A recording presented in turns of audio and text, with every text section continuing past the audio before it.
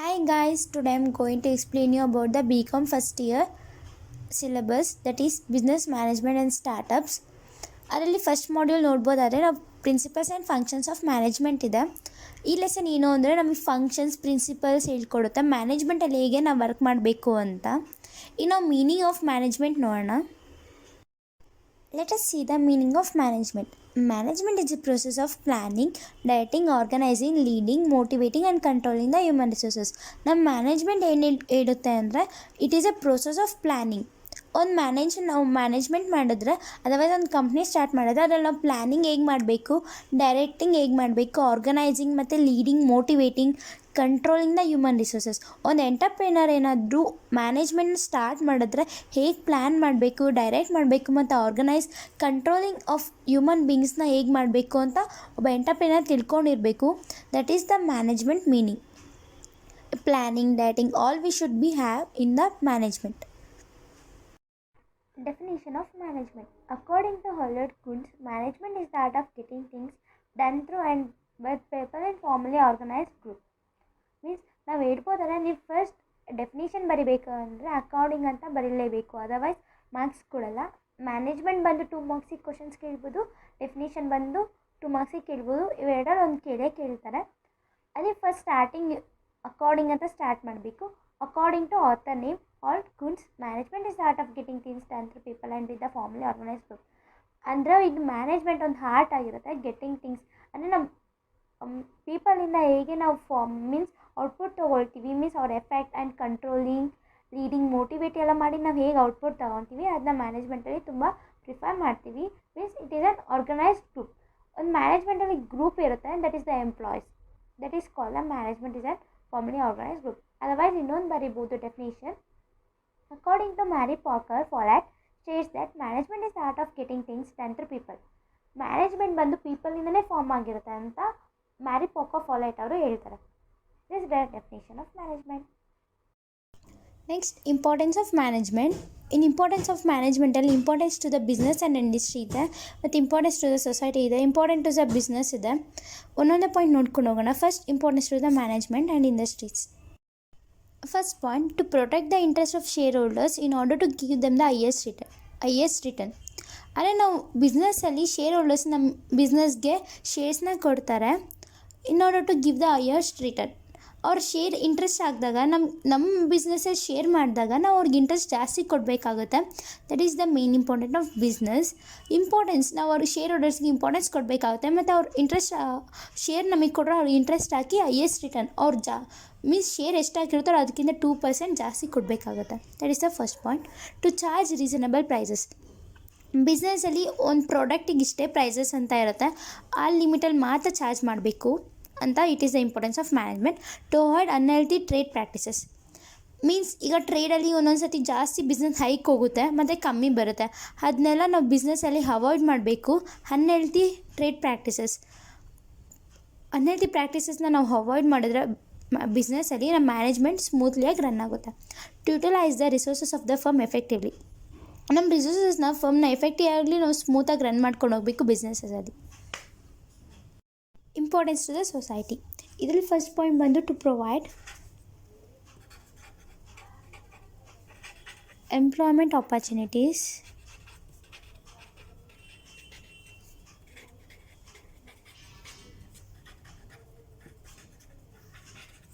for the educated and needy peoples.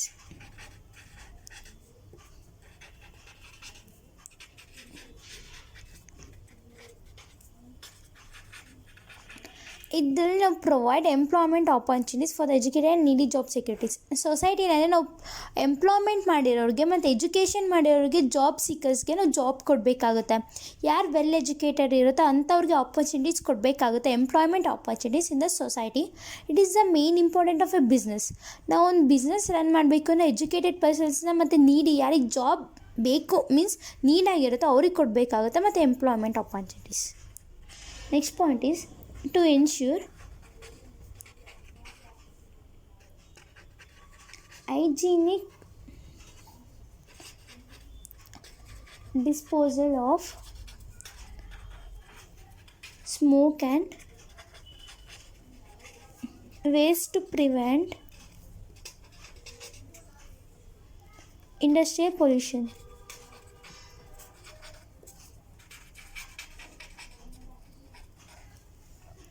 ನಾವು hygienic dispose ಮತ್ತು spokes ಇದನ್ನೆಲ್ಲ ನಾವು ಬಿಸ್ನೆಸ್ಸಲ್ಲಿ ಕಮ್ಮಿ ಮಾಡಬೇಕಾಗುತ್ತೆ. ನಾವು ಬಿಸ್ನೆಸ್ಸಲ್ಲಿ ಸ್ಮೋಕಿಂಗ್ನ ಅವಾಯ್ಡ್ ಮಾಡಬೇಕಾಗುತ್ತೆ. ಯಾಕಂದರೆ ಇದು ಪ್ರಿವೆಂಟ್ ಇಂಡಸ್ಟ್ರಿಯಲ್ ಪೊಲ್ಯೂಷನ್.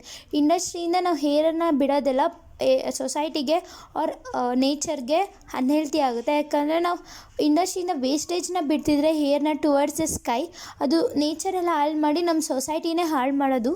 ಅದಕ್ಕೆ ನಾವು ಹೈಜಿನಿಕ್ ಡಿಸ್ಪೋಸ್, ಸ್ಮೋಕ್ ಎಲ್ಲ ವೇಸ್ಟ್ ಎಲ್ಲ ಪ್ರಿವೆಂಟ್ನಲ್ಲಿ ಇಂಡಸ್ಟ್ರಿ ಪೊಲ್ಯೂಷನ್ ಆಗುತ್ತೆ, ಅದನ್ನೆಲ್ಲ ಕಮ್ಮಿ ಮಾಡಬೇಕು. Next point is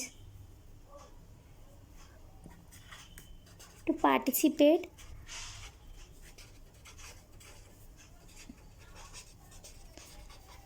and play its role along with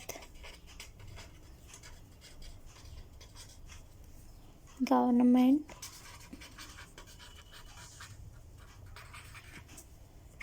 in fulfilling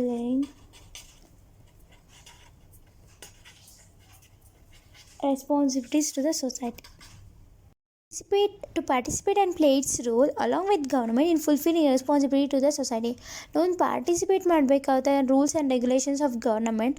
ನಮ್ಮ ರೆಸ್ಪಾನ್ಸಿಬಿಲಿಟಿನ ಫುಲ್ಫಿಲ್ ಮಾಡೋಕ್ಕೆ ನಾವು ಒಂದು ಯಾವುದೇ ಬಿಸ್ನೆಸ್ ಸ್ಟಾರ್ಟ್ ಮಾಡಿದ್ರು ಕಂಪ್ನೀಸ್ ಆ್ಯಕ್ಟ್ ಪ್ರಕಾರನೇ 2013 ಪ್ರಕಾರನೇ ನಾವು ಬಿಸ್ನೆಸ್ ಸ್ಟಾರ್ಟ್ ಮಾಡಬೇಕು. ಒಂದು ಮ್ಯಾನೇಜ್ಮೆಂಟಲ್ಲಿ ನಾವು ಕಂಪ್ನಿ ಗೌರ್ಮೆಂಟ್ ರೂಲ್ಸ್ನ ಫಾಲೋ ಮಾಡಬೇಕು. This is importance to the society. What and all we do the importance to the society. Importance to the nation to obey the rules of the center, state and local bodies. ನಾವು ನೇಷನ್ಗೆ ನಾವು ಸೆಂಟರಿಂದ ಏನೇನು orders ಬರುತ್ತೋ ಅದನ್ನೆಲ್ಲ ನಾವು ಒಬೇ ಮಾಡಬೇಕು ಮತ್ತು respect ಕೊಡಬೇಕು. Local bodies of rules and regulations from the centre boards ನೇಷನ್ಗೆ ರಿಲೇಟೆಡ್ ಆಗಿರುತ್ತೆ. ಒಬೇ ಮಾಡಬೇಕು ಮತ್ತು ಅವ್ರ ರೂಲ್ಸ್ನೆಲ್ಲ ಕೇಳಬೇಕು. That is the important point.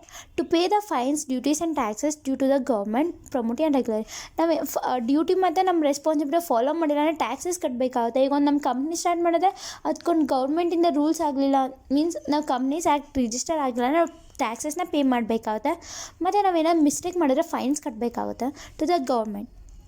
ಪ್ರಾಂಪ್ಟಿ and regularly ನಾವು ಯಾವಾಗಲೂ ಕಟ್ತಾನೆ ಇರಬೇಕು. ನಾವು means what they will call promptly ಅಂದರೆ ನಾವು ಕಂಟಿನ್ಯೂಸ್ಲಿ ಕಟ್ಟಬೇಕಾಗುತ್ತೆ ಮತ್ತು regularly.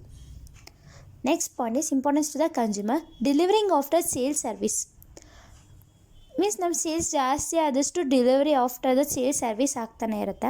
Next setting good quality products.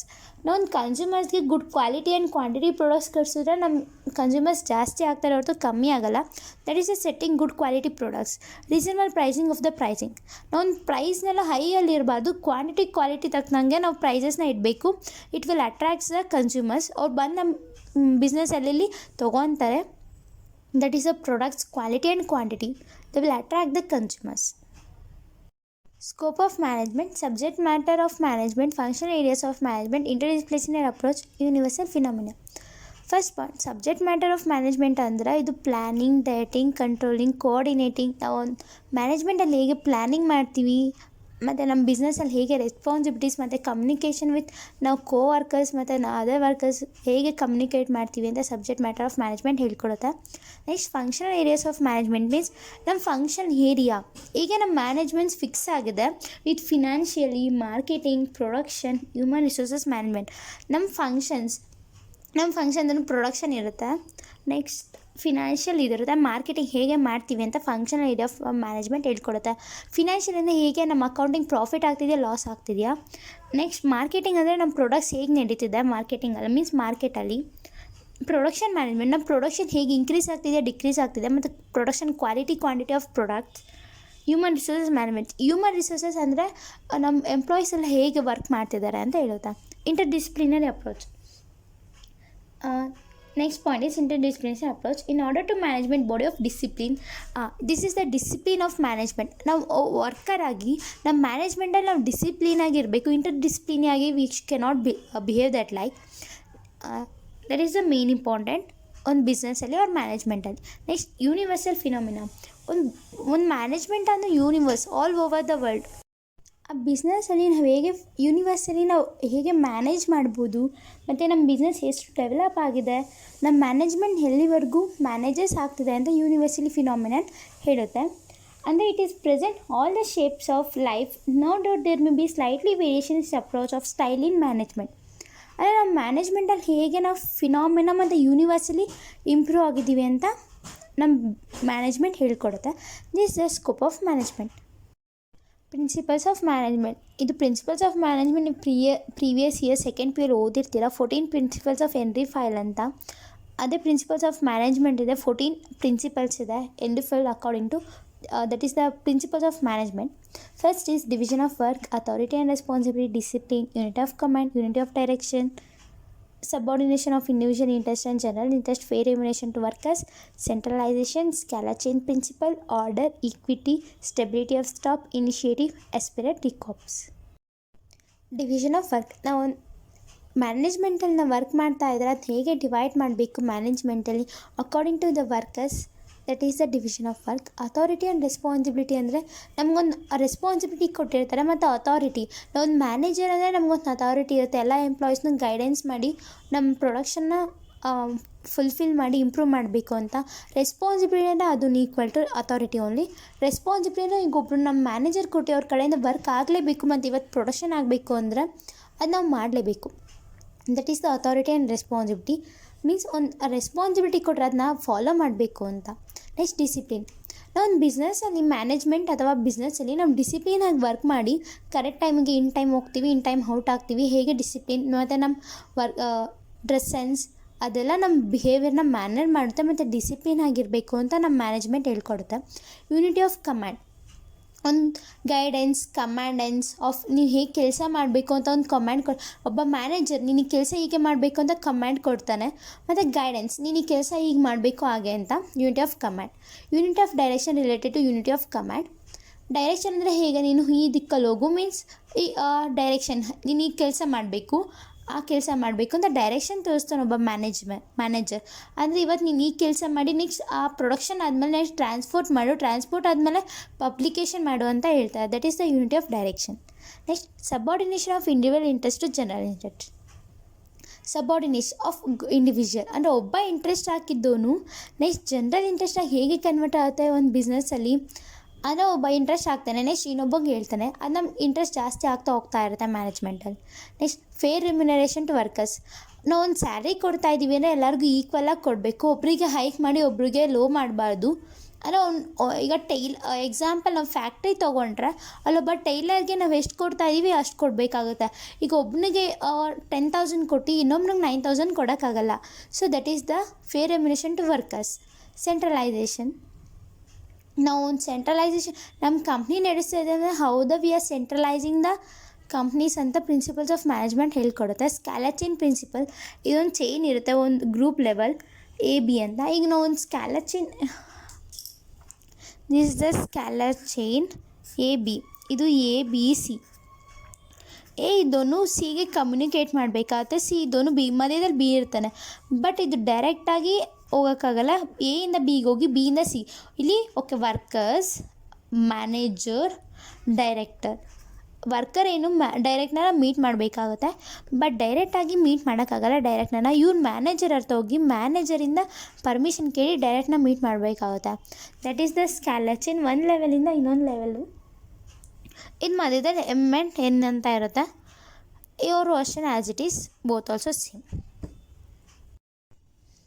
ಇದರಲ್ಲಿ ಹಿಂಗೆ ಚೈನ್ ಇರುತ್ತೆ. ಈ ಚೈನ್ ಪ್ರಕಾರ ನಾವು ಹೋದರೆ ಇದು ಡೈರೆಕ್ಟ್ ಕಾಂಟ್ಯಾಕ್ಟ್ ಮಾಡ್ಬೋದು ಡೈರೆಕ್ಟನ್ನು. ಎಯಿಂದ ವರ್ಕರು ಡೈರೆಕ್ಟ್ನ ಸ್ಕ್ಯಾಲಾ ಚೈನ್ ಪ್ರಿನ್ಸಿಪಲ್ನ ಯೂಸ್ ಮಾಡ್ಕೊಂಡು ಎ ವರ್ಕರಿಂದ D ವರ್ಕರ್ ಡೈರೆಕ್ಟರ್ನ ಮೀಟ್ ಮಾಡ್ಬೋದು ಸ್ಕ್ಯಾಲಾ ಚೈನ್ ಪ್ರಿನ್ಸಿಪಲ್ ಯೂಸ್ ಮಾಡ್ಕೊಂಡು. Next order. ನಾವು ಒಂದು ಕಮಾಂಡ್ ಕೊಟ್ಟಿದ್ದೀವಿ, ಅದರ್ವೈಸ್ ನಾವೊಂದು ಎಂಪ್ಲಾಯ್ಮೆಂಟ್ಗೆ ಒಂದು ಫೈಲ್ ಮೂವ್ ಮಾಡೋಕೆ ಕೊಟ್ಟಿದ್ವಿ ಅಂತ. That is order. ಇವತ್ತು ನೀನು ಈ ವರ್ಕ್ ಮಾಡಲೇಬೇಕು ಅಂತ ಆರ್ಡರ್ ಮಾಡ್ತಾರೆ ಮ್ಯಾನೇಜರು. ನೀನು ಇವತ್ತು ಫಿನಿಷ್ ಮಾಡಿ ಹೋಗಲೇಬೇಕು ಅಂತ. That is the order in principles of management. Equity. ನಾನು ಆಗಲೇ ಹೇಳ್ದಂಗೆ ಫೇರ್ ರೆಮ್ಯುನರೇಷನ್ ಟು ವರ್ಕರ್ಸಲ್ಲಿ ಎಲ್ಲರಿಗೂ ಈಕ್ವಲ್ ಆಗಿ ಪ್ರೈಸ್ ಕೊಡಬೇಕು. ಈಕ್ವಿಟಿಯನ್ನು ಎಲ್ಲರೂ ಒಂದೇ ಸ್ಥಾನದಲ್ಲಿ ನೋಡಬೇಕು. ಅವ್ರು ದೊಡ್ಡವ್ರು ಇವ್ರು ಚಿಕ್ಕವರು ಅಂತ ನೋಡಬಾರ್ದು ಮ್ಯಾನೇಜ್ಮೆಂಟಲ್ಲಿ. That is the equity. Stability of staff. Stability means coordination with the staff. ಅಂದರೆ ಎಂಪ್ಲಾಯೀಸಲ್ಲಿ ಕೋಆರ್ಡಿನೇಷನ್ ಇರಬೇಕಾಗುತ್ತೆ. ಹೇಗೆ ಸ್ಟಾಫ್ ಇದ್ದಾರೆ ಅವ್ರ ಮಧ್ಯೆ ಎಷ್ಟು ಕಮ್ಯುನಿಕೇಷನ್ ಇದೆ ಬಿಲ್ಡ್ ಆಗಿದೆ ಅಂತ. Stability of staff in principles of management. Initiative. ಒಬ್ಬ ಮ್ಯಾನೇಜರ್ ಒಬ್ಬ ಪರ್ಸನ್ ಇನಿಷಿಯೇಟಿವ್ ತೊಗೊಂಡು ಅವ್ನು ಹೇಗೆ ವರ್ಕ್ ಮಾಡ್ತಿದ್ದಾನೆ, ಹೇಗೆ ಬಿಹೇವ್ ಮಾಡ್ತಿದ್ದಾನೆ, ಅವ್ನ ಸ್ಯಾಲ್ರಿ ಎಷ್ಟು ಅಂತ ನೋಡೋದೇ ಇನಿಷಿಯೇಟಿವ್. ಎಸ್ಪಿರೇಟ್ ಡಿಕಾಪ್ಸ್. ಮ್ಯಾನೇಜ್ಮೆಂಟಲ್ಲಿ ಎಸ್ಪಿರೇಟ್ ಡಿಕಾಪ್ಸ್ ಅಂದರೆ ನಾವು ಡಿವೈಡ್ ಆ್ಯಂಡ್ ರೂಲ್ನ ಫಾಲೋ ಮಾಡೋಕ್ಕೆ ಹೋಗ್ಬಾರ್ದು. ಮೇಂಟೈನ್ ಅಮಾಂಗ್ ಯೂನಿಟಿಯಿಂದ ಅಮಾಂಗ್ ದ ಸ್ಟಾಫ್. ನಾವು ಯೂನಿಟಿ ಮೇಂಟೈನ್ ಮಾಡಬೇಕಾಗುತ್ತೆ ಸ್ಟಾಫ್ ಮಧ್ಯ. ಇದು ಪ್ರಿನ್ಸಿಪಲ್ಸ್ ಆಫ್ ಮ್ಯಾನೇಜ್ಮೆಂಟಲ್ಲಿ ಹೇಳ್ಕೊಡುತ್ತೆ. ನಾವು ಡಿವೈಡ್ ಆ್ಯಂಡ್ ರೂಲ್ಸ್ನ ಮಾಡೋಕ್ಕೆ ಹೋಗ್ಬಾರ್ದು ಎಂಪ್ಲಾಯೀಸ್ ಮಧ್ಯ ಅಂತ. This the principles of management. Next topic is manager function. In that one manager ಫಂಕ್ಷನಲ್ಲಿ 4 ಟೈಪ್ಸ್ ಇದೆ. ಅದು ಪ್ಲ್ಯಾನಿಂಗ್, ಆರ್ಗನೈಸಿಂಗ್, ಡೈರೆಕ್ಟಿಂಗ್, ಕೋಆರ್ಡಿನೇಷನ್. ಇದರಲ್ಲಿ ನೀವು ಸೆಕೆಂಡ್ PU ಓದಿರ್ತೀರ. ಇನ್ನೊಂದು ಇರುತ್ತೆ ಸ್ಟಾಫಿಂಗ್ ಅಂತ ಬರುತ್ತೆ. ಆರ್ಗನೈಸ್ ಆದಮೇಲೆ ಸ್ಟಾಫಿಂಗ್ ಬರುತ್ತೆ. ಈಗ ನಮಗೆ ಡಿಗ್ರಿಲಿ ಇರೋದು ಓನ್ಲಿ ದ 4 ಕಾನ್ಸೆಪ್ಟ್ಸ್. ಒಂದೊಂದಾಗೆ ನೋಡ್ಕೊಂಡು ಹೋಗೋಣ. ಫಸ್ಟ್ ಪ್ಲ್ಯಾನಿಂಗ್ ಅಂದರೆ ಏನು ಅಂತ. Planning. Meaning of planning. It refers to the predetermined course of action to achieve a specific aim or goal. It is concern with deciding in advance what is to be done, when, where, how and by whom it is to be done. Planning ಇದು ನಾವು ಪ್ರೀಡಿಟರ್ಮೈನ್ಡ್ course of ನಾವು ಮೊದಲೇ ಮಾಡಿರ್ತೀವಿ ಯಾವ ಥರ action ಮಾಡಬೇಕು, ಮತ್ತು ನಮ್ಮ ನೇಮ್ನ ಹೇಗೆ ರೀಚ್ ಮಾಡಬೇಕು, ಮತ್ತು ನಾವು ಪ್ರಾಫಿಟ್ ಹೇಗೆ ಮಾಡಬೇಕು. ಅಡ್ವಾನ್ಸಾಗೆ ನಾವು ಪ್ಲ್ಯಾನಿಂಗ್ ಮಾಡ್ತಿರ್ತೀವಿ. ನಾವು ಬಿಸ್ನೆಸ್ ತೊಗೊಂಡ್ರೆ ನಾವು ಪ್ಲ್ಯಾನಿಂಗ್ ಮಾಡೇ ಸ್ಟಾರ್ಟ್ ಮಾಡ್ತೀವಿ. That is the planning. ನಾವು ಎಲ್ಲಿ ಫಸ್ಟ್ ಪ್ಲ್ಯಾನ್ ಮಾಡೋದಾದ್ರೆ ಒಂದು ಬಿಸ್ನೆಸ್ ಮಾಡ್ತೀವಿ. Okay, retail shop. First location ನೋಡ್ತೀವಿ, ಆಮೇಲೆ ಎಲ್ಲಿ ಯಾವ ಪ್ಲೇಸ್ ಹೇಗೆ ಚೆನ್ನಾಗಿದೆ ಅಂತ ನೋಡ್ತೀವಿ. ಪ್ಲ್ಯಾನಿಂಗ್ ಮಾಡ್ತಾ ಆಮೇಲೆ ಔಟ್ಪುಟ್ ಮಾಡ್ತೀವಿ ನಾವು. ಇದೇ ರೀತಿ what is to be done, ಏನು ಮಾಡಬೇಕು, ವೆನ್, ಯಾವಾಗ, ವೇರ್, ಎಲ್ಲಿ, ಹೌ, ಹೆಂಗೆ, and by whom it is to be done. ಅದು ಹೇಳಿದ್ನಲ್ಲ ನಾನು ಪ್ಲ್ಯಾನಿಂಗ್ ಅಂತ. ವೆನ್, ವೇರ್, ಹೇಗೆ ಮಾಡಬೇಕು ಅಂತ ನಮ್ಮಿಂದ ನಾವು ಮಾಡಬೇಕು. whom is to be done, we are the consumers, we should be do. That is the planning meaning defines. Next, definition of planning. According to Kuntz, Ho and Donald, planning deciding in advance what to do, how to do, when to do, and who is to do. Planning bridges the gap from where we are to where we want to go. It makes it possible for things to occur which would not otherwise happen. ನನ್ನ ಮೀನಿಂಗಲ್ಲಿ ಹೇಳ್ದಂಗೆ what to do, when to do, how to do ಅಂತ ಹೇಳಿದ್ದೆ. Planning bridges from where ನಾವು planning ಏನಂದರೆ where we have to go, ಎಲ್ಲಿಂದ ಎಲ್ಲಿಗೆ ಹೋಗಬೇಕು ಅಂತ ನಮ್ಮ ಪ್ಲ್ಯಾನಿಂಗ್ ಡಿಸೈಡ್ ಮಾಡುತ್ತೆ. ಮತ್ತು possibles things occur which not be otherwise happen. Possible ಥಿಂಗ್ಸ್ನ ನಾವು ಅಕ್ಕರಾಗಿ ವುಡ್ ನಾಟ್ ಬಿ ಅದರ್ವೈಸ್ ನಾವು ಮಾಡೋ ಹಾಗಿಲ್ಲ, ಮಾಡ್ಬೋದು ಥರ ಪ್ಲ್ಯಾನಿಂಗ್ ಹೇಳುತ್ತೆ. According to Koontz it defines the like this the planning definition. Nature of planning. Future orientation, informational base, rationality, intellectual process, dynamic, action orientation. First, future orientation. Nature of planning. Future orientation ಅಂದರೆ ನಾವು ಫ್ಯೂಚರ್ಗೆ planning ಮಾಡ್ತೀವಿ. ಒಂದು business ತೊಗೊಂಡ್ರೆ ಫ್ಯೂಚರಲ್ಲಿ ಏನು ಮಾಡ್ಬೋದು, ಯಾವ ಥರ ನಮ್ಮ ಬಿಸ್ನೆಸ್ ರನ್ ಮಾಡ್ಬೋದು ಅಂತ ಫ್ಯೂಚರಲ್ಲಿ ಓರಿಯೆಂಟೇಷನ್ ನಾವು ಪ್ಲ್ಯಾನಿಂಗ್ ಮಾಡ್ತೀನಿ. Information base. ನಮ್ಮ ಪ್ಲ್ಯಾನಿಂಗ್ ಬಂದು ನಮ್ಗೆ ಇನ್ಫಾರ್ಮೇಷನ್ಸ್ ಕೊಡುತ್ತೆ. What and all we the needs. ಅಂದರೆ ಈಗ ನಮ್ಗೆ ಒಂದು ಮಿಷನರಿ ಬೇಕು ಅಂದರೆ ನಾವು ಮೊದಲೇ ಪ್ಲ್ಯಾನ್ ಮಾಡಿರ್ತೀವಿ. It is an information base.